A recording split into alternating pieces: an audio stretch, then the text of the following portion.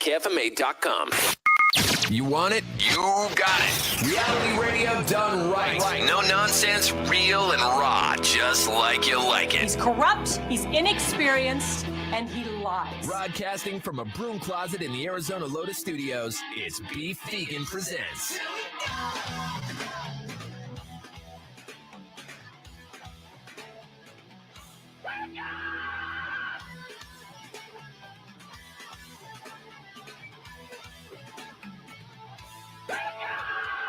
Yo, welcome back to the show. It's Beef Vegan Presents live from Rock 102.1 KFMA, streaming worldwide at KFMA.com on this beautiful Friday, May 17th. And you can tell by the smell of beef jerky in the air, Todd Marlie is here. Good morning, Todd. Good morning, Beef Vegan. All right, good morning, Tucson. Thank you guys for tuning into the show. We're going to have a fantastic time for you on this Friday to wrap things up going into the weekend. I got tons of tickets to give away, and we'll get to that a little bit later. Top story right off the bat. The PGA has a brilliant opportunity to rebrand. And I'm looking at a negative, and I see the positive in this. The breaking news is that the PGA's number one golfer in the world, Scottie Scheffler, just won the Masters, I believe. The guy has been lights out on the golf course. Well, he was arrested on the way into this PGA tournament this morning, handcuffs and all. Detained, thrown in the back of a police car. There's footage of it. There was reporters trying to intervene. Police were not having it, dude. They were hating on Scottie. And the incident that led him to be in handcuffs is a simple misunderstanding. And initially, I was going to take the approach of, here we go. An entitled golfer not trying to respect authority gets a little slapped around. That makes sense. Yes, but I don't think that was the case. See, what happened was there was a fatal accident involving a shuttle bus late last night, early this morning. And so there was a police barricade, cars were backed up, and PGA golfers, they were obviously on their way into the tournament. Now, every one of these golfers received like loaner cars from the PGA. Most of those cars were marked with, signage that lets them know that they are kind of like approved VIP vehicles, right? So Scottie Scheffler pulls up to this, blockade, assuming it's security, not knowing the entire scenario, and then saying, "Okay, well, I'm supposed to be the car here to get around these things." Mar. Yeah, exactly. So he goes to drive by the police officers. The police officers tell him to stop. For whatever reason, he doesn't stop immediately. Again, he thinks it's security. And then basically continues to go on about 10 to 20 yards. And then at this point, police officers are yelling at him to stop. So then he's like, oh, what's the deal? So he stops the vehicle. When he stopped the vehicle, police officers then, outraged that didn't stop in the first place, attempt to grab his arm and pull him out of the car. And to where he pulls back and he's like, whoa, bro, what are you doing? Like, I'm supposed to be here. Well, cops weren't having it. There was a respect issue, and then they put him in handcuffs. And with that, he was videotaped, basically pleading for help. Here's a little bit of the audio of the reporter who was attempting to intervene and everything. Check this out. You're game one, right? Yeah,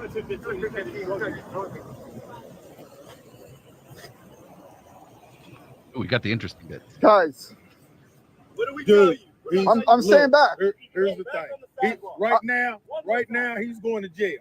Yeah. Okay, he's going to jail, and it ain't nothing you can do about it. Period. There's nothing you can do about it. Okay. Okay.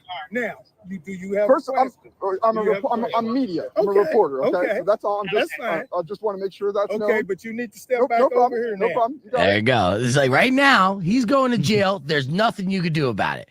Hands down. It says, I feel like it kind of says a lot about him of just like, even if he thought it was security and security's like, hey, stop, just stop for a second and go, hey, this is who I am. I'm supposed to be here. And if he had done that the first time, the cops would have said, this is not what you think it is. Hold on. Yes. And entitlement does get people in trouble. And in this situation of assuming and acting entitled a little bit, got him in handcuffs. Now, I believe he is being released. He's still going to play later today. His initial tee time was going to be 8 o'clock that time back there on the East Coast. Now it's got pushed back to 10. It give him a little opportunity for his wrist to heal.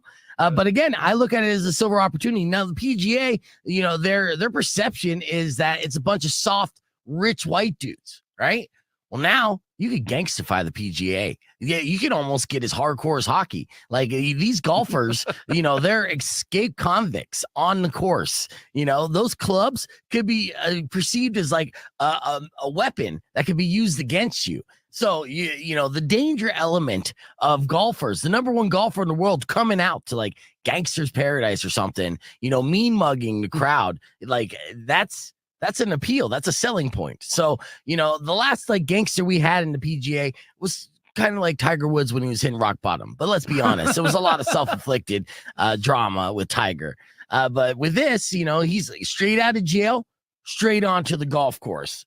People like that. America likes that. I mean, straight out of jail, straight to the golf course. That still sounds like being white and rich. Okay, it is. But, at the end of the day, though, I chalk it up to just Scottie didn't know. Okay. Scottie didn't know about the security and the cops. Scottie didn't know about the accident. Scottie didn't know about the procedure. Hell, there's a lot of things that Scottie didn't. Mid-tea time. Rock 102.1 KFMA, and that's the show open on the podcast broadcast. Now, I went into Scottie didn't know, so of course we did not play that here on the feater. And yes, you were standing. I'm so far down here. It's all right. Todd, your face isn't necessarily the selling point, but I love you. We do have a face that is a selling point. Oh, yeah. Krystal Pino's in studio right now. Stop saying it with the N-yay. How do you say it? Pino, like the wine without the T. Pino. No. We're in the Sonoran Desert. It's Pino. Pino. It's spelled like jalapeno. Might as well just say Pignon. All right. Krystal Pino Thank is you, here, and she actually has an important statement to make. So the floor is yours, Krystal. I've been given 10 minutes by my husband to talk. That's good. So as soon as that 10 minutes is over, I have to go back to being a snack bitch and folding laundry. You're a good wife. So yes, he is outside listening with a cup on the door. So I know he is. Please be aware of what questions you ask me. Do you need a snack? Either of you thirsty? Who needs a potty break? Ooh. Anybody want to go outside? I want all those. We need to go to the park. I know. I do. I want them all. Sorry, it's a little triggering. Yeah, I get it. Never been in front of this many bright lights and microphones. Oh, yeah? He let you out of the kitchen for this, which is amazing. That's nice. Shoes and everything. Guys, what's going on? Yeah, no, you're going to be fine. I'm not allowed to be in a room with other men unless my husband's in here. Don't worry, little girl. I'll hold your hand and walk you through this. Do I even have a college degree? They're unnecessary. You just went to college to find a man, right? Is my degree in mothering? Because I'm failing at that too. Oh, no. No, you're doing fantastic. So Krystal Pino's here. Krystal Pino's here to talk about Tucson Sugar Skulls. It is one of her many jobs that she excels at. And this weekend, there's going to be games. We're going to talk about that, plus a whole lot more with Krystal. It's always a good time when she joins us on the podcast broadcast. So you can do the same. YouTube.com/BeFegan. We're going to be back after brand new music from Billy Morrison and Ozzy Osbourne. It's a song for the kids. It's called Crack Cocaine. Rock 102.1 KFMA. Educational. Yeah. Yeah. And it's like, just like kind of cliche, bluesy, whatever the fuck. But that's our one new song. It's a miracle Ozzy Osbourne can get up in the morning. That's your statement, though. Your statement on the commencement speech, which I feel like you're not a fan of that commencement speech. I'm not a fan of anything that he said because in reality, stay in your lane. Yeah. Right? Like, do you see me talking about kicking pigskin? No, because I don't do that. And bro had a half gallon of hair product on. Like, why are you standing up there pretending to be some kind of alpha male? You're a kicker. And I love that. Well, I saw this online and somebody was like, is that supposed to be an insult? No, it's not supposed to be an insult, but let's be real. Yeah. When women go to the NFL, what position are they playing? Kicker. Yeah, exactly. That's Bro, are you mad because we're taking your job? Like, yeah, it is the only position in the NFL that a woman can successfully take. Let's be honest. I know some bad bitches who will be like, really put me on that offensive line. Let's see what's up. That's so true. In reality, I'm like, listen, that's just the job we've been allowed to take. Mm-hmm. So Mr. Kicker, let's worry about that Y chromosome, okay? Because you don't know about the X, clearly. Yeah. And a lot of his speech, which people are like, well, it was at a Catholic school. And listen, I am a Catholic. Yeah. I literally still go to church. You will see me at church. Yeah. Do you think I want someone to tell me, hey, Krystal, this college degree that you have, it doesn't do anything in comparison to X, Y, and Z? Because like I've been saying, you can say, Krystal, you're a mom, you're a radio DJ, you're a stand-up comedian, in-game host, whatever. You can say all these things. Take them all away, though. I'm still Krystal. Yeah. I am still Krystal Pino from Commerce City, Colorado. Nothing is going to change that. Not being a mom, not being a stand-up comedian, none of that. women are more than just domestication workers. Like, Preach. we can do more than that. Preach. Allow us to, because let's be real, men that aren't closed-minded, that have allowed women to come in and sort of like touch their world and fix things, are like, right on. I didn't even think about it like that. Like, that's cool. I can appreciate it. But it takes a strong man to do that. There aren't a lot of strong men out there. Clearly, if you have to give, like, this is what I sit and think about, right? If I go to my husband and I'm like, listen, I want to be an actor, a comedian, stop working, take care of the kids. You're nothing but their dad right now. Okay. This is my dream, my goals, my accomplishments, right? Yes, ma'am. We're hoping that he says, yes, ma'am, right? Well, that's what expected of women. Yep. For him to come in and be like, I want to be a corporate exec. My goal is to get to the top of the corporate ladder. I'm going to work 65 hours a week. I want dinner. I want laundry, take care of the kids, get them to their soccer practice, do all these things, right? And women are supposed to be like, okay, while working 40 hours? Yeah. This isn't 1950. And getting paid less. We are literally in 2024 where women have showed you we are fully capable of doing more than just taking care of your kids. And hey, guess what, guys? We can do both, okay? We don't need to do one or the other. Can you do this so we can do this? Nah, bro, watch us champ all of them. Watch us be a mom, watch us be an in-game host, marketing director, while still elevating you. It doesn't have to be one or the other. My husband can still be a boss, and so can I. That's not going to change. So I think that's what frustrates me, is that the men and the women are like, he's so right. He's so right for you. Right. For you. Some women don't want kids. Yeah. Some women don't want to get married. So you're telling me they're less? Commencement audience probably did not want that because they had been working for years for a degree. You know what? I think there was some booze there. I would have had enough liquid courage in me to boo that man. And I did at my commencement. Were you drunk speech. at your graduation? If you're not, you're doing it wrong. At the time, something else wasn't legal. So it was like a mixture of that. And I have video camera proof. Trust me, if there would have been a commencement speech, you would have seen Krystal Pino go, boo. It's Pino. Rock on 2.1 KFBA. Welcome back to Beef Vegan Presents. We got Krystal in the studio for the Tucson Sugar Skulls, and we are on the podcast broadcast, youtube.com/Beef Vegan. Very valid points. Also, Krystal, I thought to myself, I was like, well-spoken and very adorable. Yes. Yes, I know. Thank you. Thank you. Now, of course, you are a very accomplished person who's out there working multiple jobs while raising a family. So, definitely one of those women who set the standard. And part of your position, what's the official position that you have for the Tucson Sugar Skulls? So I am the director of marketing for the Tucson Sugar Skulls and the Arizona Rattlers. So I oversee both teams. So basically my job is to try to put out great content, get ourselves out there. I mean, you would think, people should know about the IFL, the Tucson Sugar Skulls. Do you know how many people I mean? They're like, we have indoor football. I know. Like, there's ice. On top of the ice, there's turf. Yeah. We play in the same place. Like, exactly. Come and watch us. It's so much fun. And it's so affordable. Like, that to me is, like you said, I am a mom. I get it. Taking my 3 girls somewhere is not cheap all the time. Right. So to be able to do that, get some snacks, enjoy you might even go home with a football because there's a good chance one's going to be thrown to you. Yes. And all for under $100.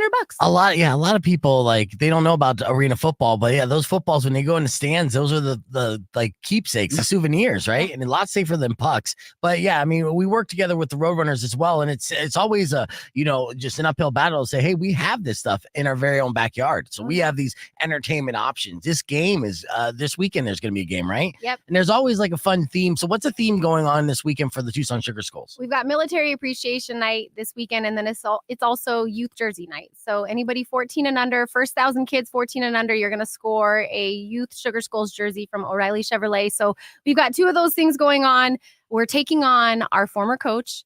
So there's a little bit of like, we need to win this game. Vegas is kind of on a roll. Skulls, we've got to get out of this like slump we're in. So I've been saying it, fans, you really are our 6th man. Yeah. If we get 500, 1,000 more fans inside that arena, it's a game changer. Yeah. And then we got OG streamer Manny on the stream, and he's a military vet. And he's like, oh, this weekend's military appreciation. What does that entail? Yes, sir. So we're going to be honoring the military not only during halftime, but throughout the game. We have our hometown hero, which we will be honoring. And is there discounted tickets for? Oh, that's right. Yeah. Thank you for reminding me. So if you have a valid military ID, you can get a Playmaker ticket at the box office. Present that ID for $10. So if you have your valid military ID, Bring the guys, bring the girls out. Come and see us this weekend. $10 for a Playmaker ticket. I love it. Yeah, so Tucson Sugar Skulls Arena football action happening this Saturday at the TCC with the kickoff being at, what, 5 o'clock? 6:05 kickoff, doors 5:05. Nice, yeah.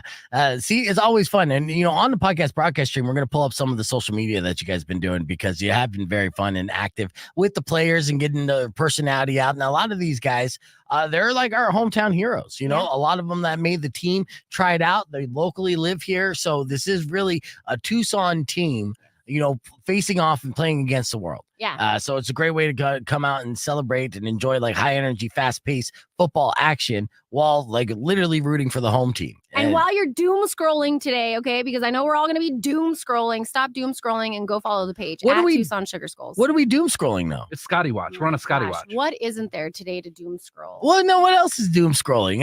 Is my head in the sand? I'm like, I don't care about the golfer. You got arrested and it's cool. Like he just basically his stock value went up and the NBA can now like spin this as like they got a bad boy image, Oh yeah. I worked for the NBA. So, I say PGA do the same thing. So what others doom scroll? Well, now you make me want to open my phone and see what else. That way I can, but then I'm going to start probably getting upset and I'm not even supposed to have a phone. Well, I'll tell you what, I have a lot of things instead of, I know you're right. Your husband is going to be shocked that he found out that it's a play phone. It's a Toys R Us phone. I swear. It doesn't do anything. The screen has never changed. Look, let me keep you out of the kitchen for a little bit, but I do want to give you some good news about distractions that you don't have to go and doom scroll for it because there's been a lot of upfronts this week. And of course, that's when the big studios, they announce the projects they're working on. I have a couple upfront stories from like Netflix that I want to share with you. Plus, we're going to have film critic Herb Stratford joining us. There's some good movies that if your husband allows you to or invites you out, you could go see in theaters. And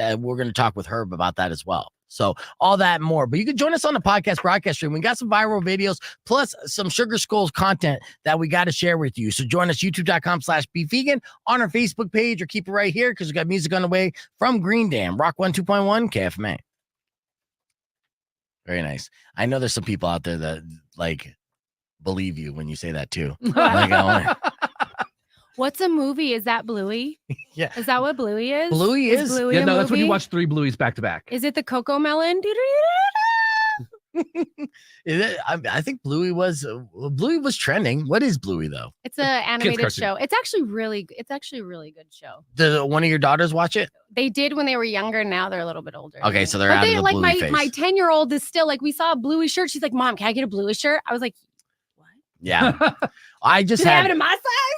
Yeah. No, so I've been spending all this money because it's my daughter's graduation week next week, right? So everything is. So she comes to me every day with something else that she wants me to spend money on. It's like beyond annoying and stressful. But yesterday she's like, hey, she just got her graduation cap and gown and finally in the mail, which I was about to start like rolling heads because I ordered it on April 1st. And I feel like such a dad right now. I know. My gosh. Well, yeah, I just got it this week. And then so she got it. And then yesterday she's like, hey, let's go to Build-A-Bear so I can get my Build-A-Bear a cap and gown. I'm like, well, how much is that? And it's like $50. I'm like, fuck that bear. Why do you need that? No. Yeah, dude. He pulls out a sewing machine. I got you. Yeah. And plus, I just spent $150 for a gun you're literally only wearing once, and now a Build-A-Bear? Listen, unless that bear is going to start paying bills and contributing to this mortgage, it can buy its own cap and gown. No, I'm with your daughter. That's sweet. That's sentimental. Yeah, okay, whatever. As long as we could build a bear, then maybe we can go to Build-A-Bear, because I don't want to spend more on that. I am stressed on that because then we got the graduation party, right? And I have my baby's mom who doesn't text me at all. Started blowing me up this morning on the show talking about buying vegan cakes and everything. And I know I'm going to spend stuff for the graduation party. But yeah, she's coming out of the woodwork with all this stuff that I should buy. And I'm like, well, that's nice. I haven't ever gotten any child support from you ever. And I have had sole custody since like 18 months. Maybe this is a prime opportunity for you to cover some of these bills. I'm just saying, and we could call that back child support because I was stubborn enough. You talk about stereotypes of men and women. Yes. Sometimes stereotypes work against you when you're trying to fulfill that stereotype. So I was in the court when it was time for me to be awarded sole custody. I was asked straight up if I wanted any child support whatsoever. And, leading up to that, I was spending child support for like a year to a woman who was not around her daughter at all. She just went MIA. So she was taking the money, using it to party and whatnot. So So what's her greatest asset, guys? Partying? Yeah. It was at the time, and the asset in general. But here's the deal. Like, out of this pride, it's still kind of chauvinistic in a way, saying, no, actually, I'm the man. And as the man, I shouldn't accept any kind of like help. I don't need your whatsoever. Help. Yeah. So I'm a man. This is my responsibility as a man. This is what I was taught by society. He need help. Yeah. He got it. Yeah. And it's a situation where, and I would do this out of pride. And so I waived that. Now, I later on was talking to a dealer that I work with, right? A craps dealer. Oh, I was like, sir, a coworker. This is off the air. Or I was the pit boss, right? Okay. And a client attempted to like give me a tip, but the policy was not. This is all still just a metaphor for drugs. No. Yeah. I'm getting there. No. So then like the client attempted to give me a tip. It was a policy not to accept the tip. I said no. And he's like, what are you doing? His name was Jim. He was an old timer. And he's like, what are you doing? Not taking that tip. And I'm like, well, we're not supposed to take the tip. And he's like, do you not need money? Are you in a position where you don't need money? And I'm like, no, actually, I'm like really broke. I desperately need money. And he's like, so why would you never accept money? It's more disrespectful to, not accept the money.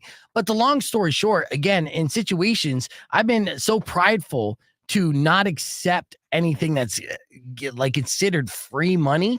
Because as a man, as the stereotype, you got to go out and earn and then provide, that I've literally turned away income that is being offered to me that I desperately needed. So let me just ask you this, because I feel like you can ask women this anytime and we're going to be like, yes. Isn't it exhausting?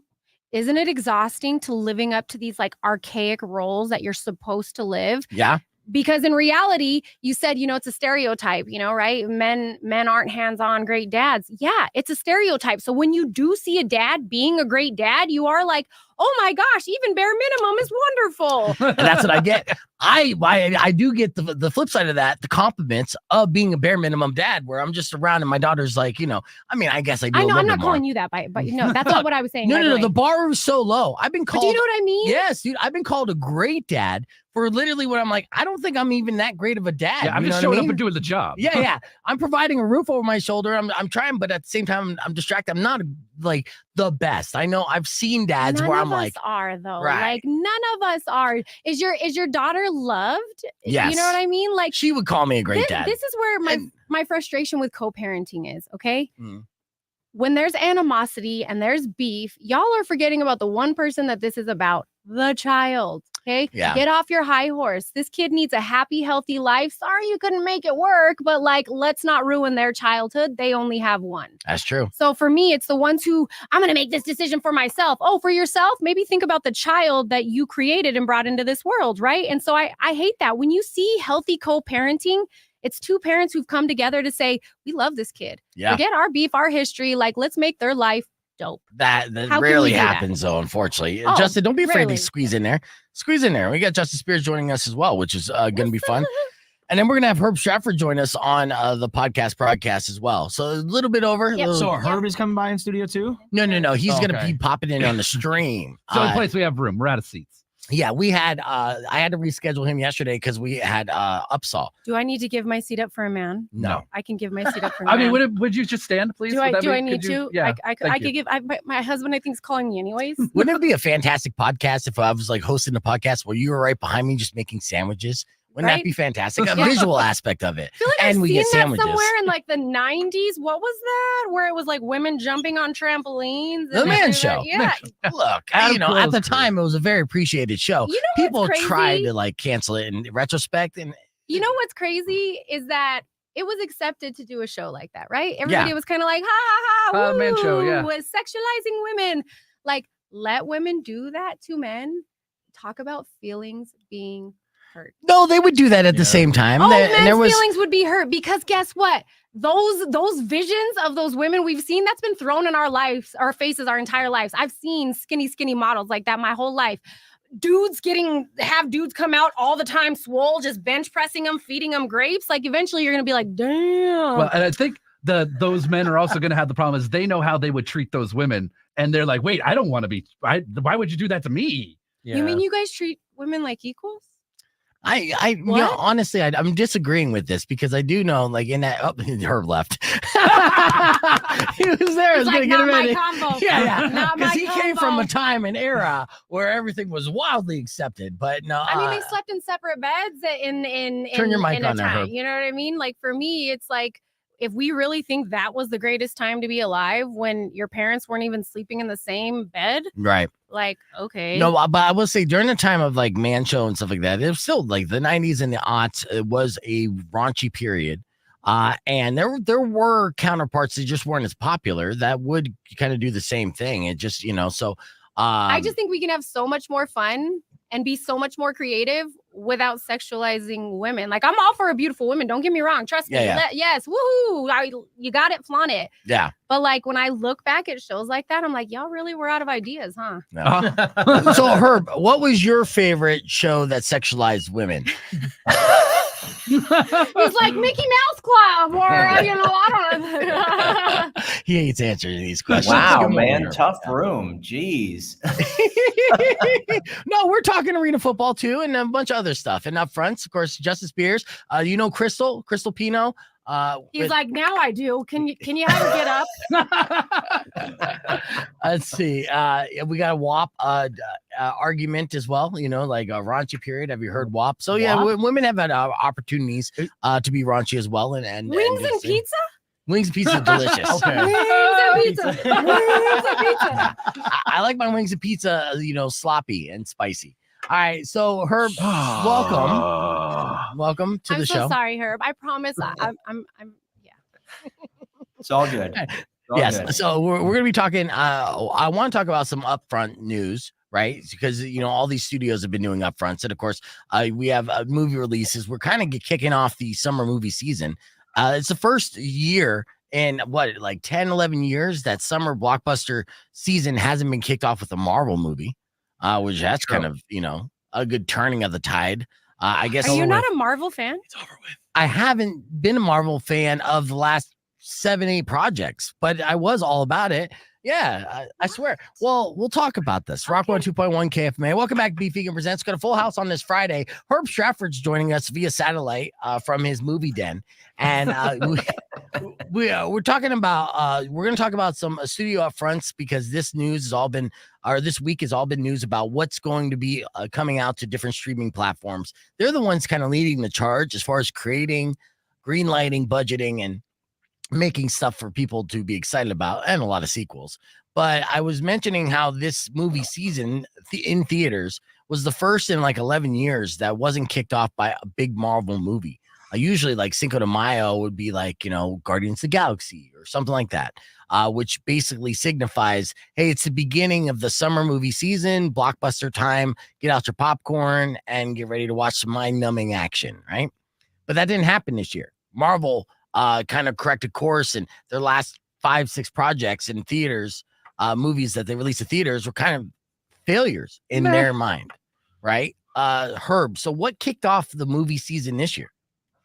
Well, honestly, it was last week. I think it was Kingdom of the Planet of the Apes. I mean, that's definitely the biggest sort of, you know, that's a 20th Century Fox film. It's, you know, it's sort of new IP because it's a new story, but it's based in that apes world. But, you know, traditionally it's May. That's when stuff hits. And so, you know, some stuff sneaks in a little bit early. But, you know, it's important to remember, too, the very first Guardians movie came out like on August 5th. It was an end of the summer movie. And everyone was like, what does that mean? Are they sticking it here because they don't know it's any good? Of course, it became huge and successful and wonderful. My favorite. But you're right. It's but I mean, you know, apes did very well last weekend. You know, and I would have to just sort of mention, if you would have had me in yesterday, I would have had my game with me. That's awesome. 1974 unplayed. You know, just telling you. It was I feel unplayed. like that's like nightmares of my childhood, seeing that on the TV. Like that's what that brought back. Yeah, you guys though, this is so sad. So he received the Planet of the Apes board game as a child in 1973, but had no friends to play with it. That's not true. Yes, it's an unplayed board game. No, if anything, Herb Stratford would be afraid of a Jumanji situation. I was just gonna say, Yes. this sounds like Right. the beginning origin story of like Jumanji gone bad. No, I don't know. So why is it unplayed? And it is Well, autographed too. Here's the thing, though. It's unplayed because I didn't have it when I was a kid, right? Some of this stuff I've acquired later, right? You know what I mean? Yeah. Like some of this Well, stuff 1973, you were like 42, right? I mean, look at you got comic books. I know, I'm just bagging. All right, so you have comic books too. So those are exclusive. Did you bring all those to the movie premiere that you saw last week? Well, no, I didn't go anywhere. I interviewed Owen and Kevin, but that was by Zoom, and that's on my YouTube channel. So Yeah, we're gonna share that here in a little bit. That was an excellent interview, and you got to catch up. So you got to see the movie though, right? yes, yeah, I saw it. Yeah, I saw it last Thursday. That's why I wasn't in, because the only time I could see it was at 9:30 Thursday morning, which, the best time to see an Apes movie. I guess so. I know, right? Well, I guess you're technically working. So what was your overall review of this film? Now, this is a continuation. We thought this Planet of the Apes series was done. It was a trilogy, and it was we being me. I thought that trilogy was with the director, had the story beginning, middle, end, done. But they're basically continuing the story, but not based off the original trilogy that we know from the last 10 years, right? Well, I mean, it's sort of kicking off a new trilogy because it's rooted in that world, in that universe, right? So, but it is 300 years after the last film. But I will say the very first scene of the movie is sort of, it's a scene from the last film, right? And then they jump forward. And they don't actually say how many years, but all the press materials say 300 years. It's many generations, of apes later. So it's new characters, right? So, even behind the VFX, it's not Andy Serkis anymore, right? He played Caesar, and so he coached the guys, but he is not on screen. He is not playing any of the apes. And clearly and it's very well done. Clearly they're setting the stage for another 2 movies. You know what I mean? Yeah. They're like, they've sort of kicked the door open on this world that, in a way that's further down the road, and left a few loose ends. And I'm all in, because the stuff they left, it told a very good story. It's 2 hours and 25 minutes. It's not a short film. So, No.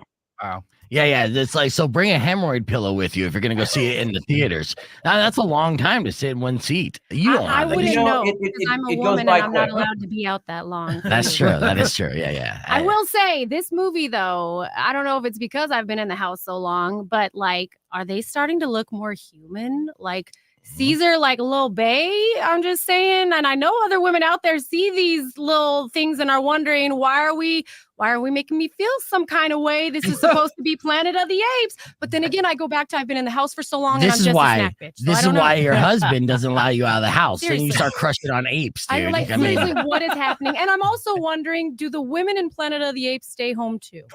Well, yeah, because it's primal, right? It's taking care. So that's how there's it no starts. generals in those. Okay, all right. Well, You're still on this commencement speech, but this Planet of the Apes, does it seem like they are evolving and then becoming? Because that's the theory of evolution, right? We all evolved from apes. So in 300 years after the fact, is it a spoiler saying that they are starting to evolve back to man? No, I don't think so. I think what's interesting, they've obviously done some thinking about this, because the main character, right, Noah, he is in a clan that sort of works with eagles. You see that in the trailer. He's got an eagle on his arm, and that's like a clan, right? So that's a group of apes. Not all the apes are together. It's not like in 69 with the first movie where there was Ape City and that's where the apes lived, right? It's like they're different sort of groups. And then I will say, to your point, they have to do something to feminize the chimps, right? Because otherwise they all look the same. So the female chimps will have earrings on, or they'll have feathers, or they'll have something to sort of help you, sort of bring that home. They look a little bit more female, but I mean, it's monkeys. So what you're saying? Softer faces. Yeah. Well, you're also saying that it is weird that Krystal has a crush on one of these apes, or finds they're like, right? So they're not. No, the long story short, Krystal, no, they don't look human-like at all. They look like apes. And anybody that wants to come to my defense, by all means, comments are open. I won't be able to read them, but just saying. No, you know what this reminds me of, though? Seriously. I love these movies because at a time it seemed like fiction, right? Like this is not real. And then you hear the stories about like the orcas attacking yachts. And I'm like, hey guys, are we just watching our doom that's going to happen in like 100 years? Eventually they are going to get smart enough to.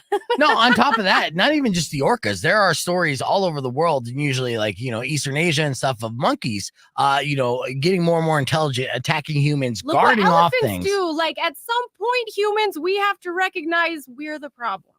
Okay. We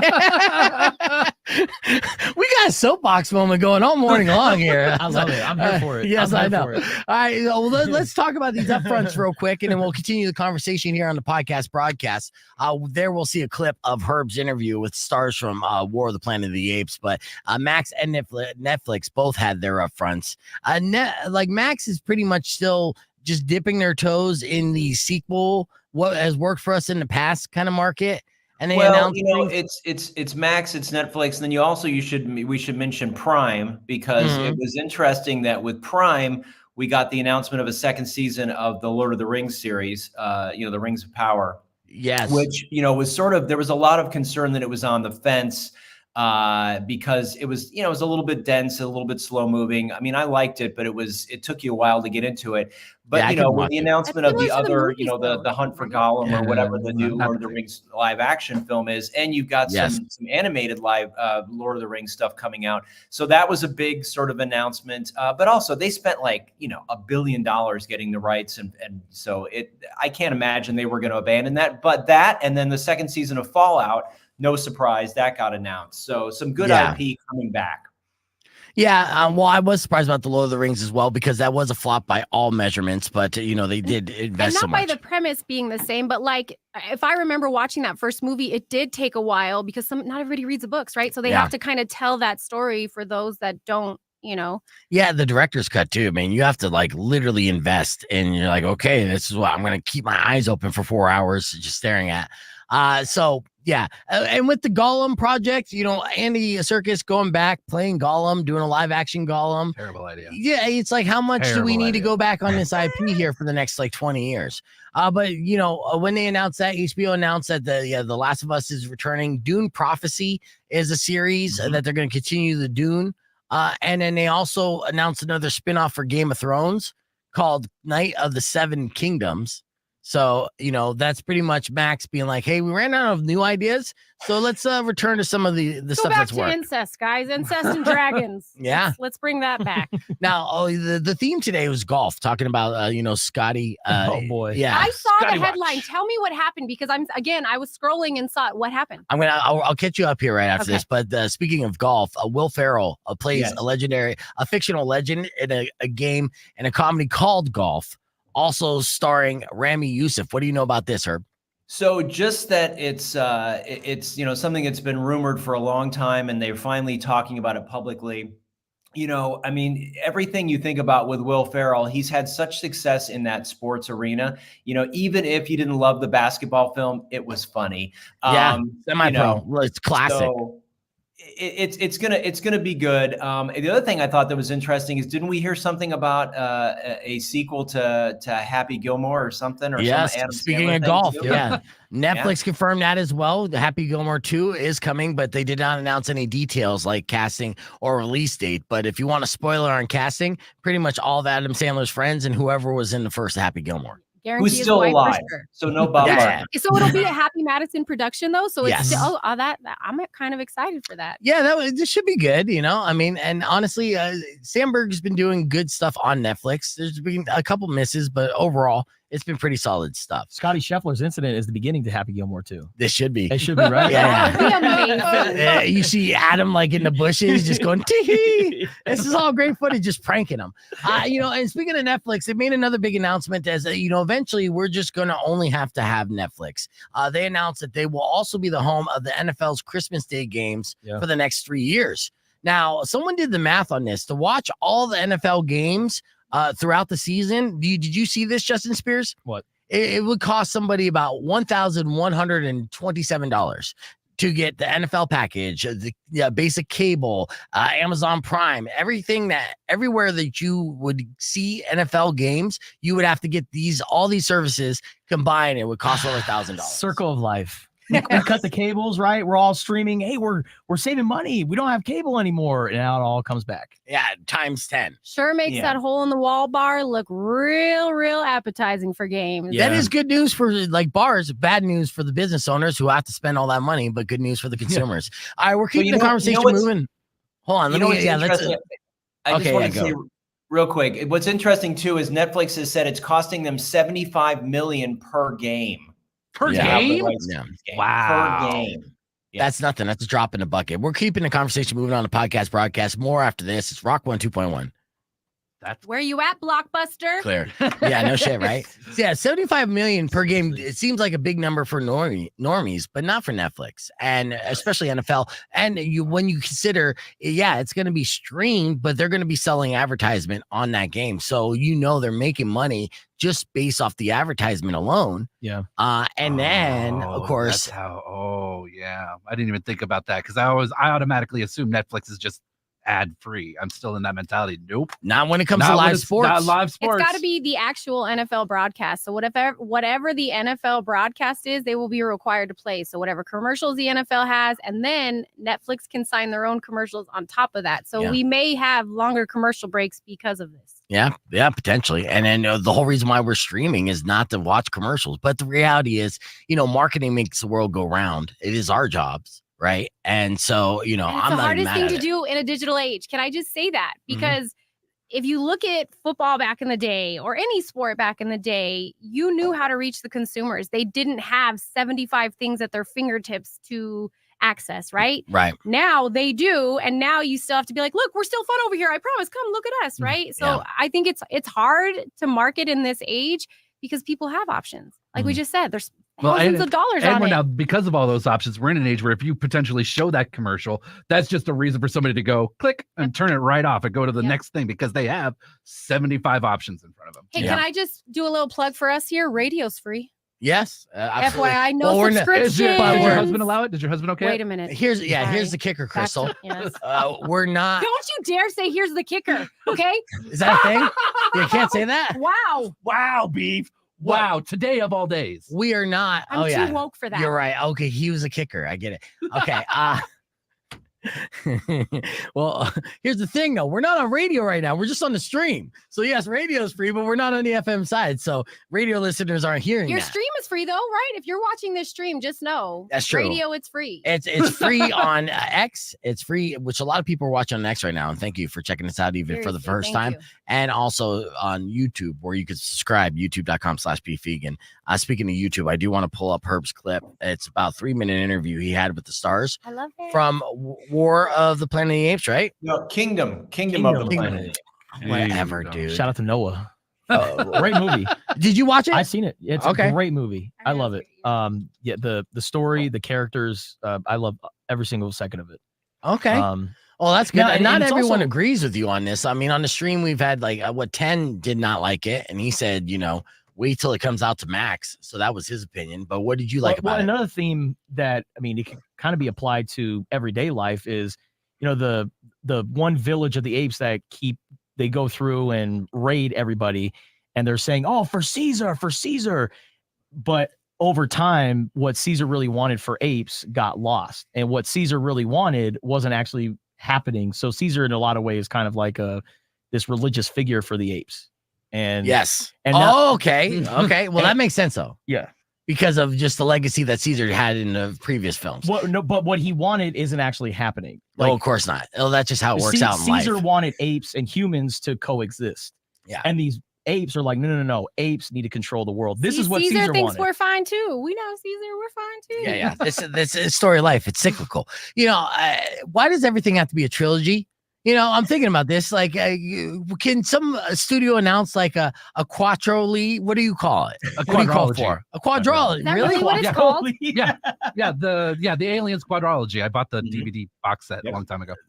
Well, that's why, because it's just too hard to pronounce. So Quadrology. Quadrology.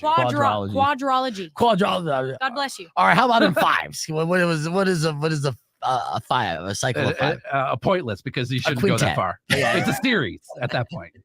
I guess you're right. Okay. Isn't Fast and Furious at like 10? Yeah, it's beyond that. Yeah, that's just called an insanity. Part of me is like we're at the point in Hollywood where if they don't have the trilogies, we're just remaking remakes. Like and Herb, you can speak on this, but I'm at the point where I'm like, it almost feels like Hollywood's run out of ideas. And there's so many books out there that it's like, are you guys not reading? Well, now the flavor of the month is making movies on artists like Elvis, Bob Marley. Yeah. Or a live action of some animated movie or something. Like someone in the comments, I know you saw it, they said Beetlejuice, right? Yeah. I'm excited about Beetlejuice, but you know when I was really excited about that? In the 90s. Yeah, but this is a sequel, not a reboot, and I think that's why I'm excited about that. I started thinking about trilogies. You can't really say that you're anti-trilogy because don't you have 3 kids? Oh wow! Yeah. Wow. Yeah, that's right. You're a fan of trilogies too. Okay. I see how it is. Yeah, if you don't believe me, then why don't you have a 4th? Considering that's my greatest accomplishment, my trilogy is my best yet. Oh yeah, that's fantastic compliment. Okay. All right, here's a little bit of Herb's interview, which you could always follow Arts and Culture Guy on YouTube. He sat down with the stars of Kingdom of the Planet of the Apes and had this to say, and I'm sure it was awkward. So check this out. Wow. Fox 11, Tucson, Arizona. Good morning, guys. Good morning. How you doing? Good. Nice to see you. So I have to tell you, I loved seeing all of the Easter eggs from the original film that were peppered throughout, this film. Were you guys a fan of the original sort of way back when you got involved? Gigantic fans. When I was 6, my mom would reluctantly put it on TV because she knew I'd end up hiding behind the couch and just I was so fascinated, so compelled, and yet terrified that these apes were talking like humans and they had British accents, and that was very confusing. But my mother assured me that they were just actors behind the masks, and I really think that was the seed that was planted when I realized, wow, people do this and get paid for it. You mean I don't have to weld pickets in 40 below, or I don't have to. It was like I could actually ape around and pretend to be different people that are way more interesting than I think I am. That's fantastic. Yeah. I'm a bit of a music nerd, and so when I heard some of John Paisano's score in Kingdom reference the Jerry Goldsmith score, I got so excited. Yeah, that was definitely a cool Easter egg that like some of the visuals people get, but the score, I picked up on that. The score was that awesome. That was amazing. Yeah. So Owen, I mean, I was really struck by the evolution of Noah, and it's not only sort of a mental evolution, but it seems like it plays out in your physicality. Was that something that you were very aware of? Yeah, definitely. He, one of the things that I was thinking about was how much pressure is on him, and how that's reflected in his body, tension, and so it became a sort of useful gauge for me, playing his sort of internal life to know, like, okay, this scene he's a little bit more upright. This scene he's down, he's down lower because he's younger and he doesn't know who he is yet, so kind of modulating his physicality to reflect what's going on internally was a really helpful sort of marker system to have. Excellent. Yeah. And Kevin, I have to just say, you're terrifying. I mean, this role, it's brains and it's brawn and, dare I say, a little humanity. I mean, that must have been sort of really fun to sort of just create that character with all of that complexity. Yeah, it was the most wonderful, full immersion that I've ever experienced. You know, we started off in ape school learning about the anatomical differences and how that informed the way we moved. And then once we figured out how our particular ape moved, me being a bonobo, then it was like, okay, well, who's my character and what is he doing? And he's obsessed with humans.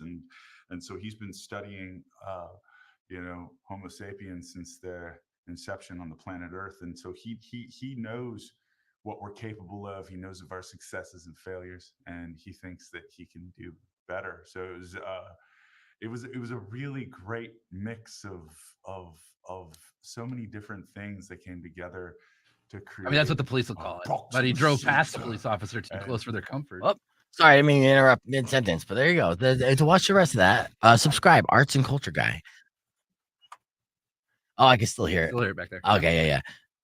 That was good. It was a good wrap up. Good little conversation there, Herb. And I noticed you backstage fondly watching yourself, which is what I do when I watch replays of the podcast. So you're not alone.